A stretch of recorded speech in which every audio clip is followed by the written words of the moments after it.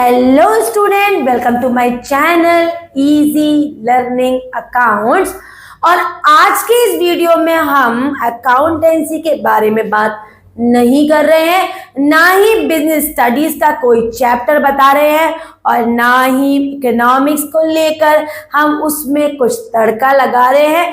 आज के इस वीडियो में मैं आपको बताऊंगी last 10 days best revision challenge to score above 90%। और ये तो बिल्कुल भी मत कहना कि आप वीडियो देखने आए हो और आपको 90% नहीं लाने, क्योंकि क्लिक तो 90% अबव लाने वाले बच्चे ने ही किया होगा कि हमें तो 90% अबव लाने ही है। तो लाओ हम देखते हैं इस वीडियो में कि वो हम क्या last 10 days revision challenge use करें, क्योंकि आज से आपके बोर्ड एग्जामिनेशन में करेक्ट 10 डेज ही बचे हैं बच्चों।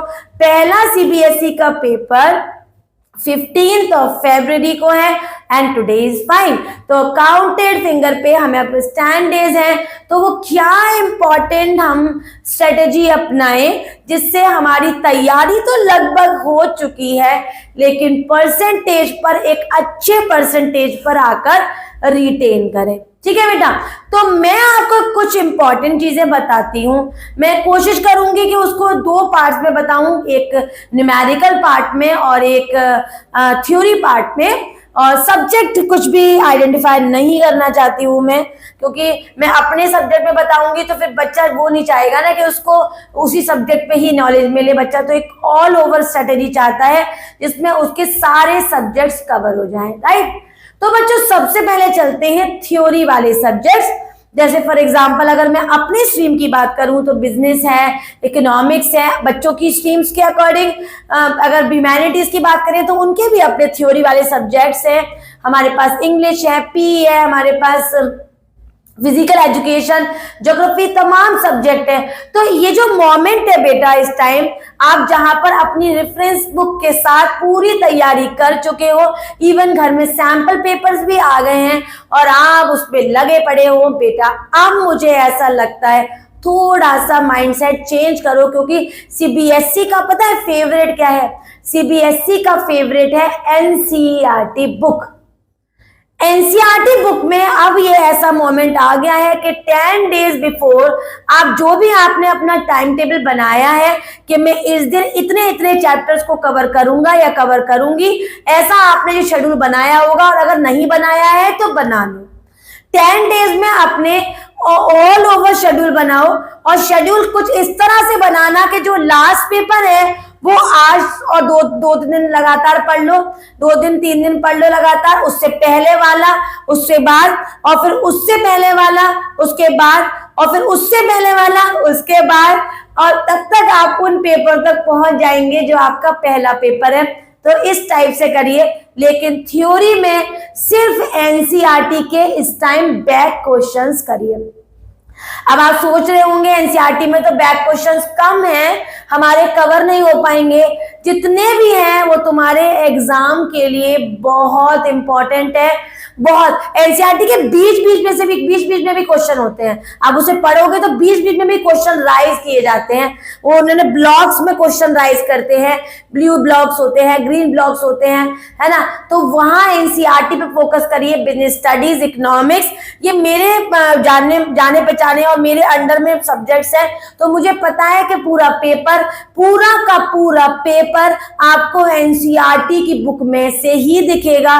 तो आप एनसीईआरटी उठाओ, लास्ट मोमेंट पे हाथ में लो हाइलाइटर और एनसीईआरटी से रीड लगाते जाओ। ज्यादा बड़े बड़े चैप्टर नहीं है, लेकिन सेटिस्फेक्शन 95% अबव वाला होगा। अब आ जाते हैं न्यूमेरिकल पे, और न्यूमेरिकल के लिए चाहे मैथ है, अकाउंट है, और भी आपके जो न्यूमेरिकल सब्जेक्ट्स हैं, उनके लिए आपको क्या करना है?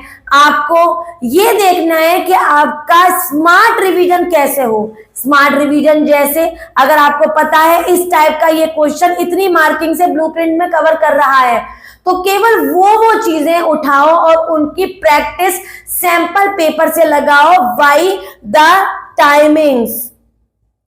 ठीक है। मेरा अपना सब्जेक्ट अकाउंट है, उसमें मैंने हमेशा देखा है बच्चा पूरा पेपर जानेगा, उसको सब आ रहा होगा। दो चीजें होंगी, एक तो वो कंफ्यूज होगा, ठीक है, दूसरा वो टाइमिंग मैनेज नहीं करेगा। तो टाइम मैनेजमेंट के साथ अगर आप किसी भी एक सैंपल का 5 सैंपल पेपर भी कर गए ना और टाइम सेट करके घर पे, तो कॉन्फिडेंस के साथ 90 से ऊपर ना है, ऐसा पॉसिबल ही नहीं है बच्चों। और तीसरा जो आपके अंदर बिल्कुल भी नहीं है वो है मेहनत करने की लगन, जो मुझे लगता है बच्चों में नहीं होती। मतलब होती है, आप देख रहे हैं आप में तो है, क्योंकि आपने 90% एबव लाना है। तो आप में कुछ बच्चे तो होंगे सोचेंगे यार 2-3 घंटे सो लूं, यार सोने भी क्या है यार, सोना तो फिर बाद में भी हो जाएगा, लेकिन इस टाइम जितनी मेहनत हो जाए उतना अच्छा है। तो अकाउंट के लिए है या मैथ्स के लिए है, जो भी न्यूमेरिकल सब्जेक्ट्स है, उसके क्वेश्चन सब प्रैक्टिस करिए। अगर आप सोचेंगे यार ये मुझे आता है, ये मुझे आता है, ये पैटर्न मुझे आता है, लेकिन उसमें भी आपको प्रैक्टिस करनी होगी। उसमें मैं एनसीईआरटी पे फोकस नहीं बोलूंगी, क्योंकि उसमें न्यूमेरिकल ज्यादा एनसीईआरटी में है नहीं।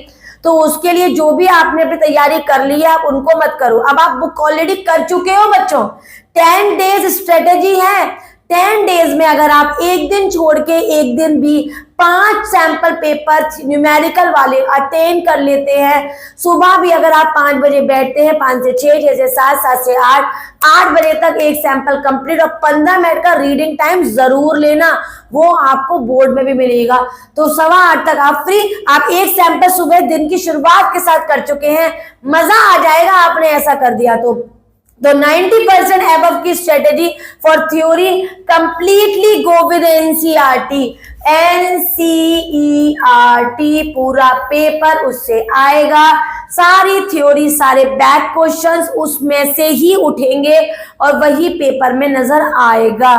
पिक्चर्स, फोटोज, टेबल्स उनमें से उठ के आएंगे और वो एक्सप्लेनेशन मांगेंगे, क्योंकि अब नॉलेज वाले क्वेश्चंस बहुत आते हैं, अंडरस्टैंडिंग बेस्ड क्वेश्चंस काफी आते हैं। अब वो वाला टाइम गया बच्चों जब क्वेश्चन आया रट लिया और उसे अटेंड कर लिया, नहीं, अंडरस्टैंडिंग बेस्ड क्वेश्चंस है ना।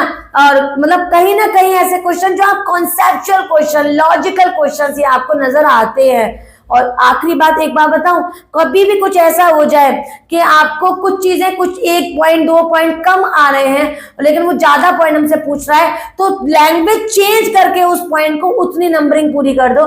तो कहीं ना कहीं आपके अगर जो आधा 1 नंबर के कम की गुंजाइश होगी ना, तो वो भी नहीं है, गुंजाइश तो छोड़नी नहीं है बेटा, क्योंकि फिर 90 कैसे आएंगे।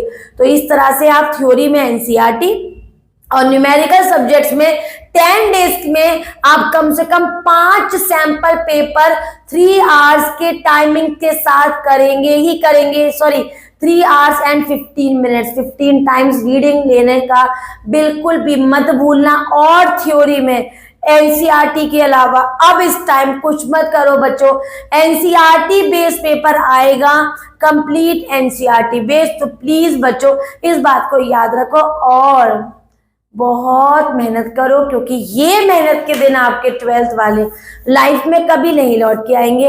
इससे आपका अब रेज होगी लाइफ, मतलब आगे पॉजिटिवली रेज होगी बेटा, क्योंकि इसी से ही प्लेटफॉर्म से, अब 12th के प्लेटफॉर्म से ही आप अपने अपने लाइन की तरफ अब चलते चले जाएंगे। अब आप रुकेंगे नहीं बच्चों।